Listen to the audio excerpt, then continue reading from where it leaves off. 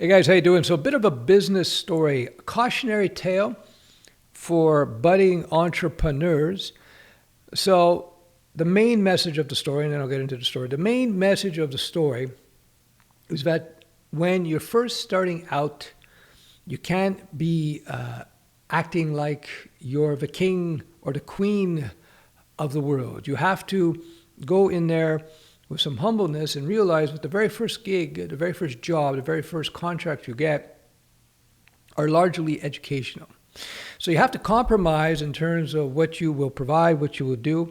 You have to compromise and maybe bend a little bit more than you will down the road when you have a bunch of experience and good credentials and a strong track record that you can leverage. Anyway, so let me give you the story. So I have a habit of eating out way, way too much. Anyway, so I go to this restaurant on a regular basis, and I'm there all the time. And as a result, everybody knows me, first name basis, the waiters, the waitresses, the manager, and even the owner. So I'm there all the time, and I like talking to people. I like hearing about other people's, what they do, how they think. It's kind of interesting to me as an old guy with no hair. Anyway, so one of the people one of the waitresses rather I was speaking to it was a young woman, 20 years old, very young from my perspective, but she's quite smart. That's one thing I've learned over the years, but skill and talent, it's you're born with it, and you want to leverage, you want to lean into your talent. That's one of the things. That's the key to success in life. You figure out what you're good at and double down on that. Don't do things that you're not good at. I learned that from martial arts, from one of the few masters, true masters. A lot of people out there, they say they're masters, they're not masters. One of the few masters. He was actually quite good. And he said that you have to figure out what you're good at and lean into that. If you're a good striker, strike. You're a good kicker, kick. If you're a good grappler, grapple. If you're crap at grappling, don't emphasize grappling. Learn your basics, but really concentrate on your strengths. Same thing in business, same thing in software development, whatever. Your Uncle Steph here, no good at singing. I'll never attempt to sing because I feel sorry for everybody. So I don't want to do that. Anyway, so you have this girl, 20 years old, quite natural inclination towards marketing. So I had a little conversation with her because I do brand deals and I do a little marketing. I've been doing for years, well, decades now.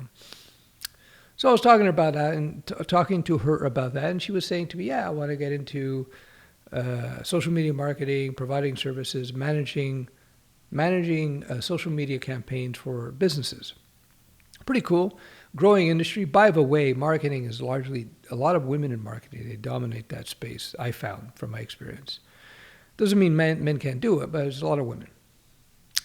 Anyhow, so that's cool." Good conversation. She had a good understanding of things. So keep that in mind. So I'm talking another day. There's a period over a few months. So another day I'm talking, having coffee with the owner of this restaurant. It's a very important restaurant. It's one of the big ones in the core of the city. Quite important, very successful. So I'm talking to this guy. He's been in the business for many years. And he's telling me he has a social media strategy. He's working with companies, not too happy with them. He says, "Steph, do you know anybody? Who might be do this?" And I think, you know what? I said, "You got your waitress. I'll call her Debbie. Debbie, she's young, but she has a head on her shoulders, and she seems to have a grasp of social media." I was talking to her about how to position things and the psychology of it, and she seemed to have a natural inclination. Now, if you have talent in anything, you still have to develop that talent, right? You could be natural at it, but you still need to develop it. And the way you develop it is through execution. It's through doing things. Mentorship helps a lot too. It gets you there much more quickly.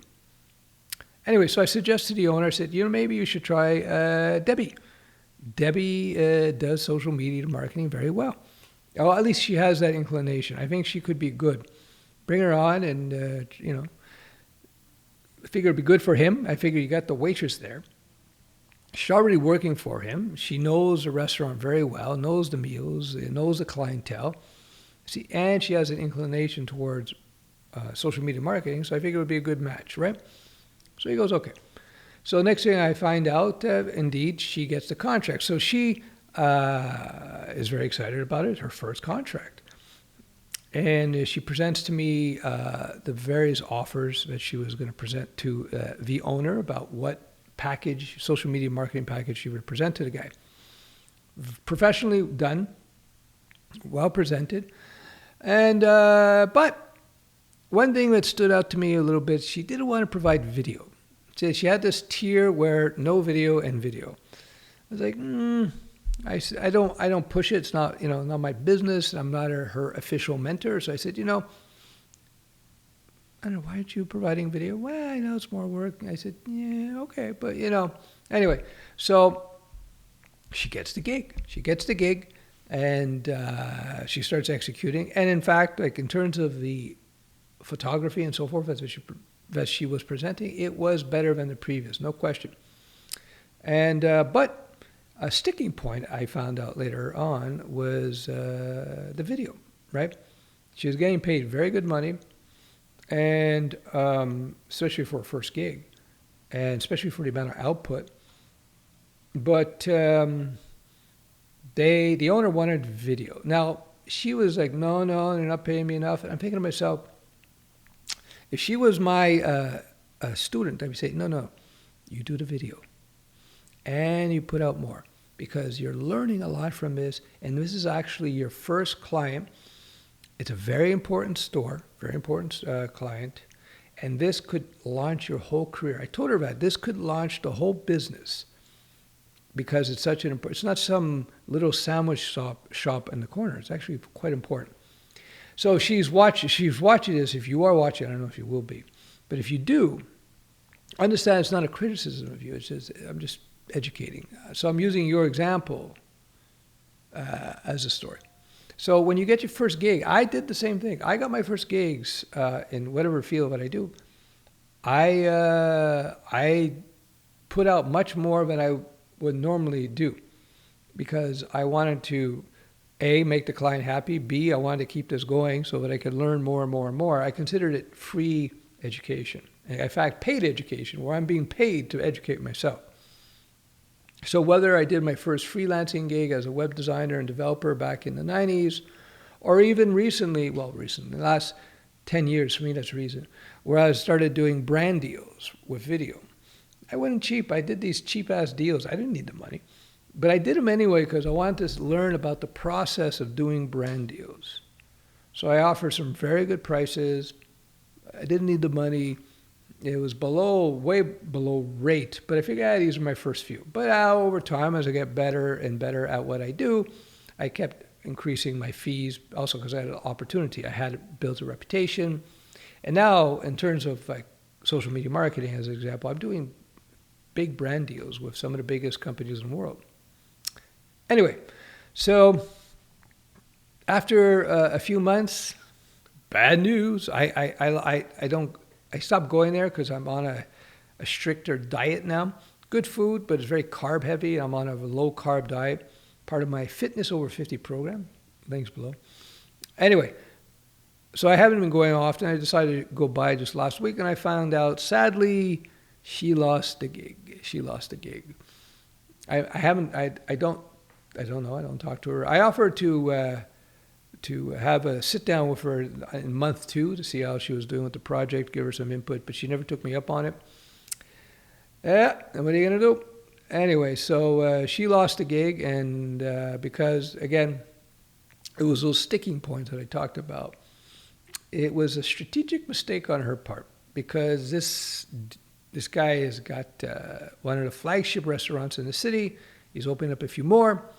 This could have been the start of a very lucrative business for her. Now, it doesn't mean she's out of the game. It means she just has to reassess, regroup, and do it again. But do it, be a little bit more flexible in terms of what you are offering, right? That's all. Anyway, so there you go. I think the lesson of this video is that you have to, when you're first starting out business, you have to come in there with the mindset that these are my learning gigs. These are my learning projects. I am not the top dog yet, just like professional fighters. When their first, X number of fights as a professional fighter, they're not making much. It's only when they get to the high level where they develop the skill and the brand and the capability and the reputation, that's when they start getting paid the big bucks. You can't expect in your first fight to be making the same amount of money you're going to be making on your 25th fight, where you're a very well-established player. Same thing with businesses. When you start your first business, you shouldn't be focused on the money. You should be focused on refining your skill set, your reputation, and the outcomes for the client. The money will come.